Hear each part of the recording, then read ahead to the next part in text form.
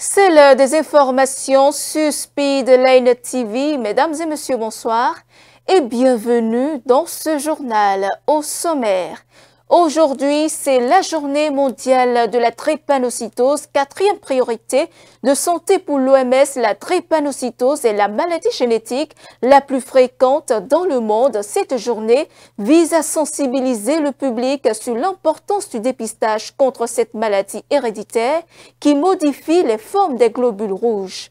Au menu des décisions du Conseil des ministres de ce mercredi, entre autres la construction d'un prototype d'habitation lacustre à Gambier, un nouveau mode de désignation des secrétaires exécutifs des mairies, l'intégralité est à suivre avec le porte-parole du gouvernement. À la page inter, le compte à rebours est lancé pour le M23 et ses commanditaires ce mercredi à Washington. Les équipes techniques de la RDC et du Rwanda ont paraphé un accord sous la médiation des États-Unis. Ce texte qui engage les deux parties sur des points cruciaux tels que la cessation des hostilités sera officiellement signé le 27 juin par les ministres des Affaires étrangères des deux pays.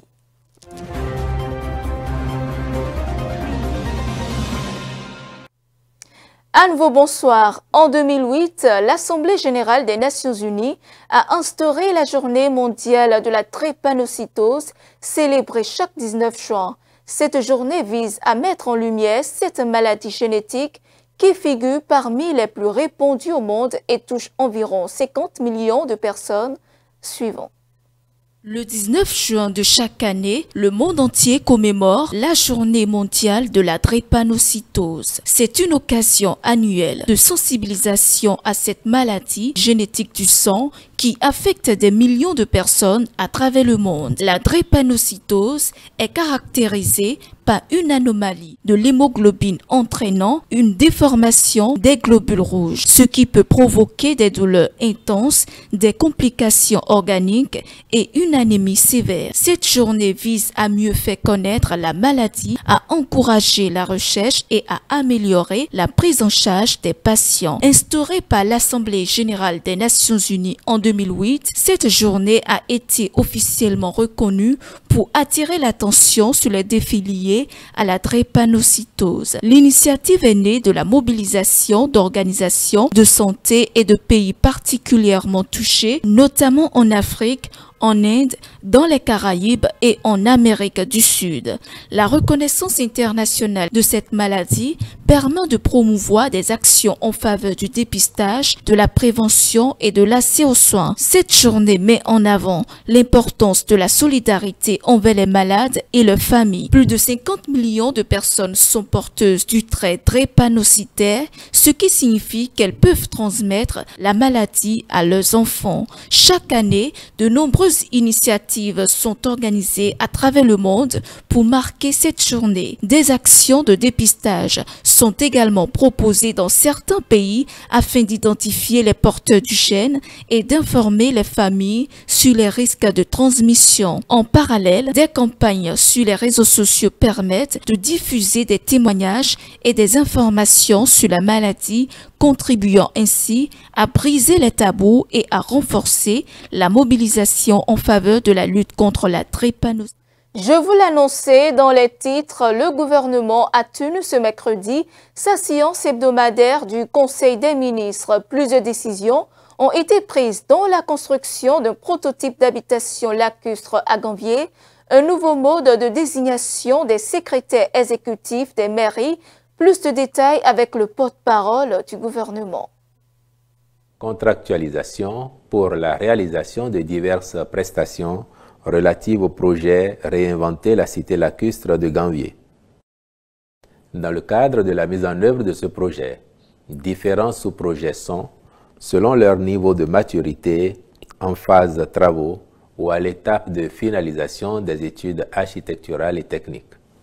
Il s'agit, entre autres, de la construction du système d'épuration des eaux usées domestiques, la rénovation-réhabilitation de l'embarcadère d'Abomey-Calavi, le balisage des chenaux secondaires et tertiaires qui s'inscrivent dans la dynamique de l'amélioration des conditions d'hygiène et d'assainissement dans la dite cité. C'est pour répondre aux impératifs de sécurité, de confort de fonctionnalité des espaces et de conception architecturale que différents prestataires ont été identifiés. Ceux-ci auront pour mission l'assistance à maîtrise d'ouvrage, le suivi de conformité architecturale des bâtiments, ainsi que des autres exigences liées aux infrastructures à réaliser. Le Conseil s'est donc prononcé en faveur des marchés à conclure avec eux, à charge pour les ministres concernés de veiller à la bonne exécution de leurs prestations. En point 2, contractualisation pour la réalisation de prototypes d'habitations lacustres à Ganvié. Les habitations traditionnelles de la cité lacustre de Ganvié, bien qu'ingénieuses, font face à des défis majeurs tels que la vétusté des structures, la fragilité des toitures, le risque d'effondrement et la vulnérabilité accrue aux catastrophes naturelles. Pour pallier ces difficultés et offrir un meilleur cadre de vie aux populations, le projet Réinventer la cité lacustre de Ganvié envisage dans une première phase la réalisation de 250 habitations lacustres avec un objectif à terme de 1000 unités construites. Afin de définir les matériaux et les méthodes d'exécution appropriées pour une durabilité des équipements, il est prévu de faire réaliser des prototypes du modèle de logement, sachant que ceux-ci permettront d'identifier l'approche convenable à l'amélioration du cadre bâti, accessible aux communautés autochtones. Compte rendu du séminaire sur la mise en œuvre de la réforme structurelle du secteur de la décentralisation. Le président de la République a fait au Conseil un point du dit séminaire organisé à son initiative le 13 juin 2025. Il a donné lieu à des débats francs qui ont permis d'analyser de façon objective et responsable les pratiques en cours puis de proposer des améliorations. Le Conseil a noté avec satisfaction qu'en dépit de quelques difficultés relevées ici ou là, tous les acteurs ont salué la pertinence de la réforme intervenue en 2022. Ils ont souhaité par conséquent que sa mise en œuvre soit plus efficiente afin de faire définitivement de la décentralisation un véritable outil de développement socio-économique au service des populations à la base.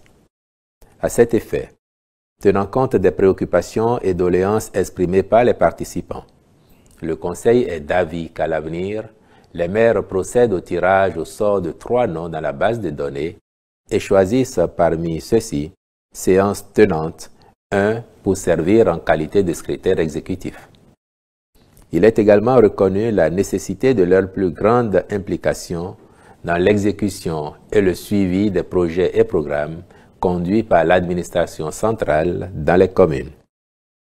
Par ailleurs, relativement aux plaintes liées au délai de traitement des contentieux sur les marchés publics communaux, le gouvernement conviendra avec l'autorité de régulation des marchés publics des procédures diligentes envisageables à implémenter pour favoriser l'examen des recours dans les délais les plus courts possibles afin de ne pas pénaliser les actions prévues dans le cadre de l'exécution du budget communal.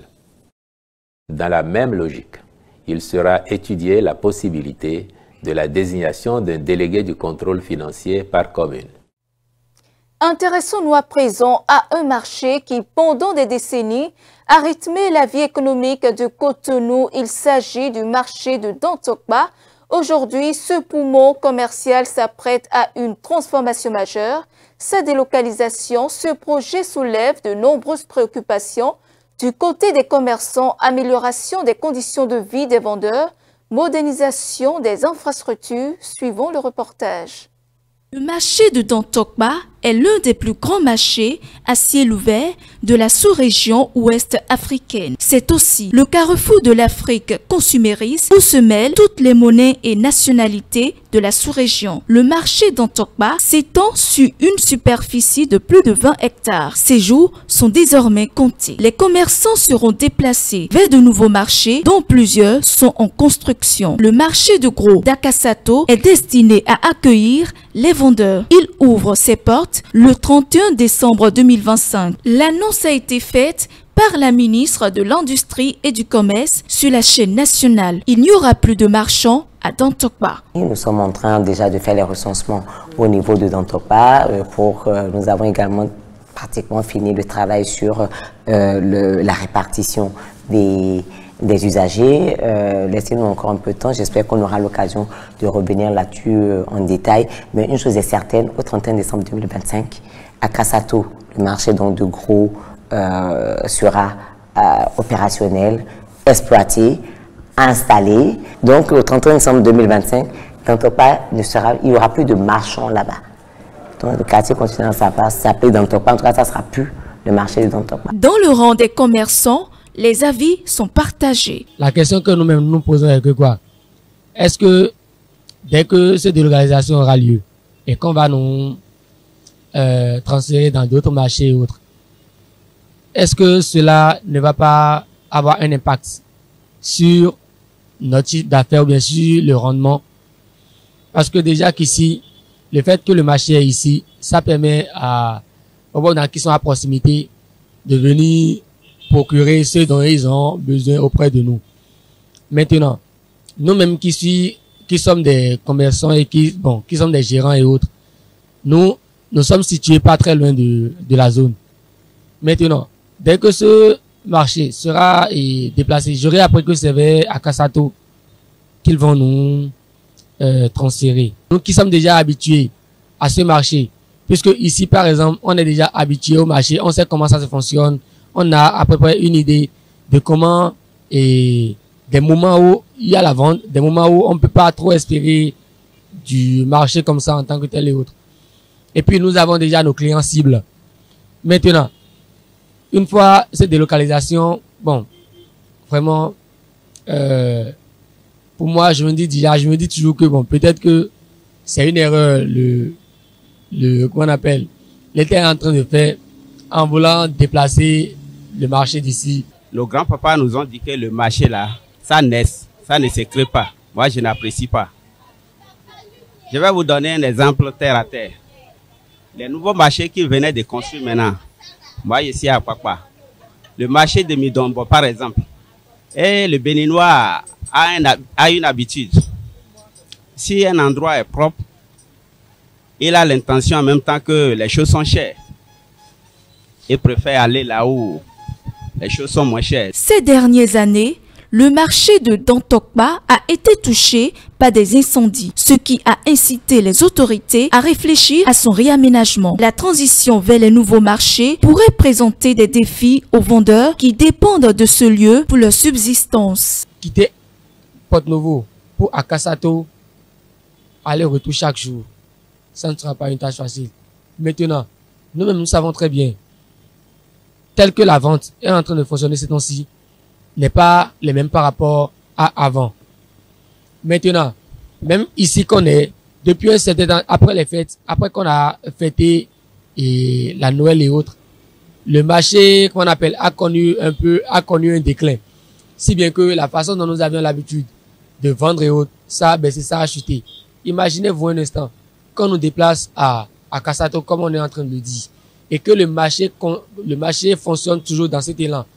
Vous êtes d'accord avec nous que nous, en tant que commerçants, on sera découragés, non seulement découragés, mais comment on appelle, chaque fois notre capital sera chuté, aurait une répercussion sur comment on appelle, nos fonds tout et tout, si bien que nous allons vouloir déposer les armes. Vous imaginez combien de personnes qui le marché Dantokpa nourrit aujourd'hui? Bon, ça va agir sur la population et c'est le chômage total. Les commerçants font des suggestions. Les 31 qui sont en train de dire là, c'est un peu prochain.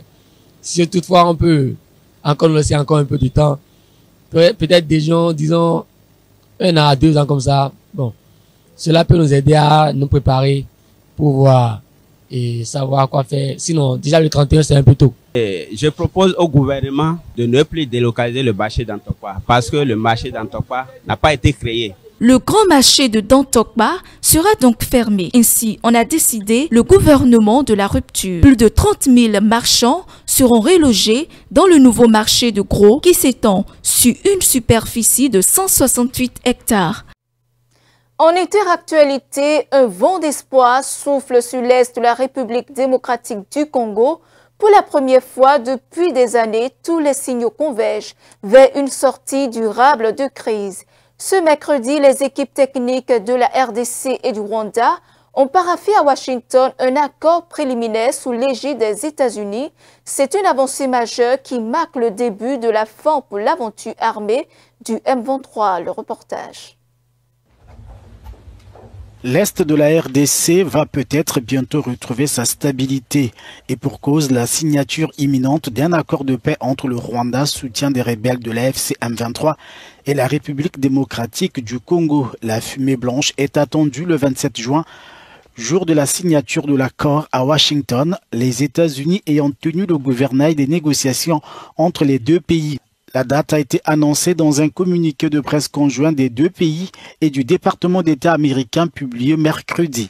Que comprend le projet d'accord? Des dispositions sur le respect de l'intégrité territoriale et l'interdiction des hostilités, le désengagement, le désarmement et l'intégration conditionnelle des groupes armés non étatiques. Mais pas seulement, le document comprend également un engagement à respecter l'intégrité territoriale et l'intégration conditionnelle des groupes armés non étatiques. C'est tout sauf une mauvaise nouvelle pour les populations congolaises qui payent le prix fort des violences dans l'est de leur pays depuis des décennies. Le conflit a provoqué l'une des pires crises humanitaires au monde et a déplacé plus de 7 millions de personnes.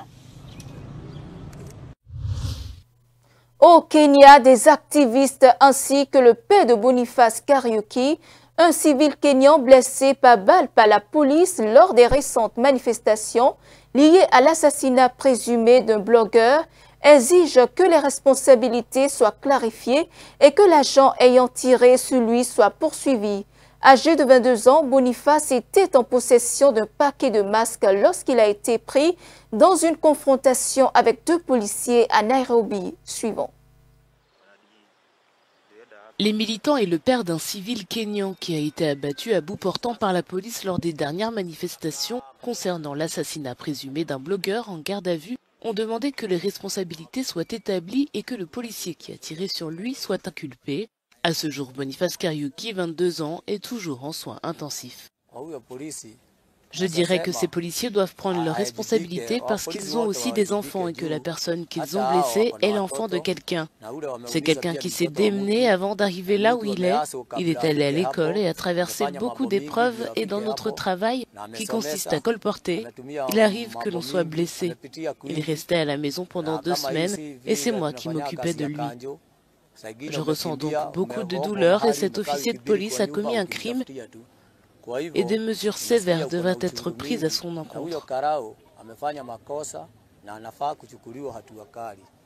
L'un des agents qui avait dissimulé son visage avec un masque lui a tiré une balle dans la tête alors qu'il s'éloignait. Dans un communiqué, la police a fait part de son inquiétude et a indiqué que le policier avait été arrêté. Nous avons vu qu'il était gravement blessé, mais il y a tant de personnes qui ont été blessées par la police et par ces voyous.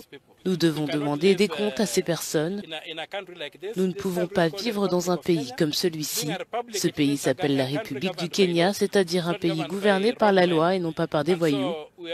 Nous demandons donc que les manifestations de demain soient pacifiques et massives jusqu'à ce que nous obtenions des comptes pour tous les excès qui ont été commis par le régime de William Ruto et de ses acolytes. Le Kenya a un passé de brutalité policière et le président William Ruto s'est précédemment engagé à y mettre fin, ainsi qu'aux exécutions extrajudiciaires. L'année dernière, plusieurs militants et manifestants ont été enlevés et tués par la police kenyane lors des manifestations contre la loi. Un hôpital du sud d'Israël et 2 villes dans la banlieue de Tel Aviv ont été touchés ce jeudi après des tirs de missiles iraniens, faisant au moins 47 blessés selon les services de secours. C'est après moi. Une attaque iranienne particulièrement violente a visé mercredi plusieurs sites en Israël, dont l'hôpital Soroka de Beersheva, l'un des plus grands du pays. Selon les services de secours, 47 personnes ont été blessées. Pour l'Iran, la cible du tir n'était pas l'hôpital, mais une base militaire et de renseignement située à proximité. L'État hébreu a prévenu jeudi que le guide iranien Ali Khamenei devrait répondre de ces crimes. Dans une sortie médiatique, ce dernier avait averti que son pays ne se rendrait pas, malgré les bombardements israéliens sur ses installations stratégiques. L'Iran, qui promeut son droit à se défendre, envisage même de fermer le détroit d'Ormuz, par lequel transite 20% de la consommation mondiale quotidienne de brut, en représailles aux frappes israéliennes. Ici s'arrête ce journal. Merci pour votre fidélité. Suivez-nous en continu sur speedlinetv.bg/live et sur nos différents canaux digitaux Facebook et YouTube.